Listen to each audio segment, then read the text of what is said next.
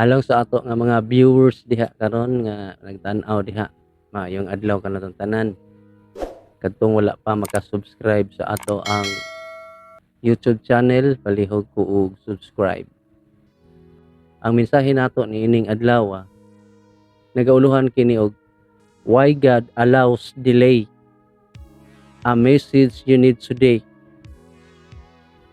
Ngano man ang Dios nagatugot man og delay? Kanang ulahi ba? Nakapangutana ba mo sa Dios?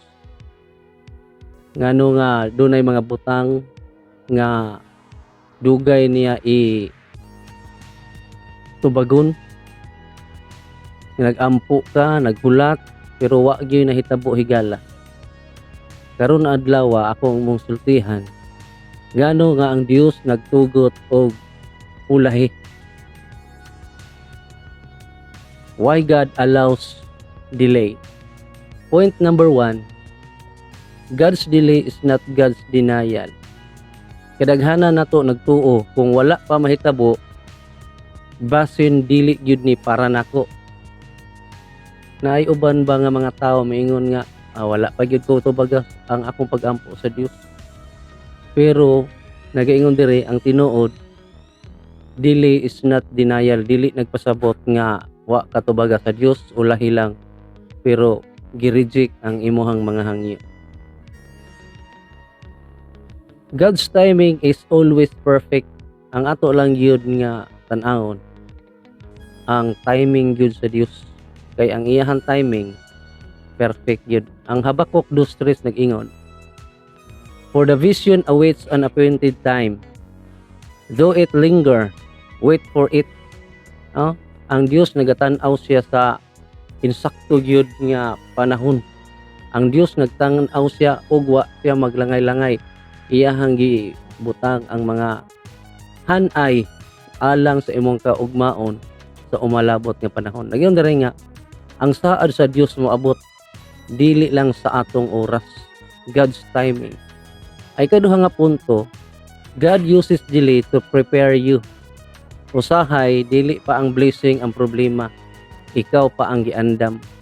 Kita nagampo ta nga tagaan ta sa Dios og panalangin, nagampo ta nga tagaan ta niya og dugang mga butang nga atong gihangyo, pero wala pa gihatag sa Dios. Kay ngano man, iya hapang gi-prepare ang atong dalan, iya hapang pasabot nga giandam ang atong kaugalingon sa umalabot nga panahon. Iya pang gihimo nga mahimo nga mapainobsanon ang atong kaugalingon alang sa umaabot.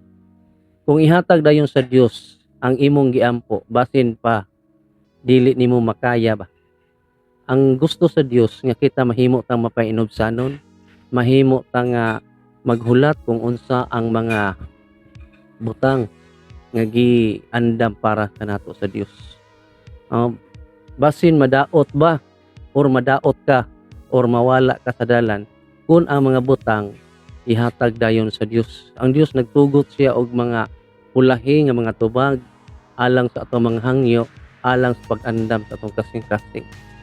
Ang Ecclesiastes 3:11 nag-ingon, He has made everything beautiful in its time. Kung doon na lang yun tayo pagsalig higala, kung doon na lang yun tayo pagtuo ngadto kaniya.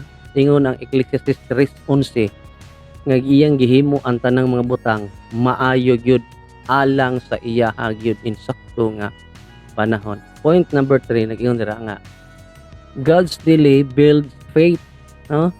Kung walay hulat, walay pagtuo, walay pagsalig, walay pagtubo.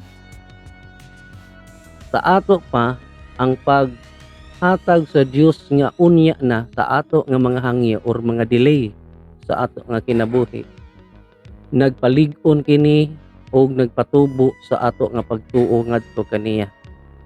Ang Isaiah 40:31 nag-ingon, but those who wait on the Lord shall renew His strength. Kadtong mga tao nga naghulat sa Dios, nagabag-o sa ilahang kusog. Ang paghulat dili na matawag nga kahuyang. Pagtuo na siya nga naglihok, maghulat ka kung unsa ang mga tubag sa Dios. Ug ang ikaupat nga punto higala, God is working even when you see nothing. Ang Dios nagtrabaho bisan makita nimo nga wa gyud resulta sa imuha nga mga pag-ampog paghangyo sa mga butang nga imuhang pangayoon ngadto kaniya. Dili tungod kay hilom ang Dios, wala siya naglihok. Gi-align ang tawo, kita mga higala gi-align ta sa Dios ngadto sa iyang kaugalingon. Gi-prepare ang lugar para kanato. Giprotektahan kita alang sa tagsatag sa kanato. Ang Romans 8:28 nagingon, all things work together for good to those who love God. Ang una gyud nga ato nga buhaton mga higala, ang atong paghigugma, ang atong pagtuo ngadto sa Ginoo. Ang tanang mga butang mahimo na nga matipok alang sa kaayuhan ni adtong mga tawo nga nahigugma sa Dios. Bisan delay, naagi hapon siya buhat. Unsa may application or pagpadasig sa atong kaugalingon? Kung naghulat ka karon sa trabaho, sa healing, sa relasyon, sa breakthrough, ayag undang sa pagtuo. Ang Dios wala nalimot kanimo. Ang langay dili katapusan. Ang langay dili katapusan. Muna nga ang pag-ampo nini nga adlaw nagingon diha.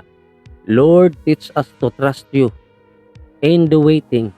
Give us strength when the delay is painful, and faith when answers are slow. We believe that your timing is perfect. Mao na nga nagpaabot dito sa tubag sa Dios kay ang iyang tubag is perfect.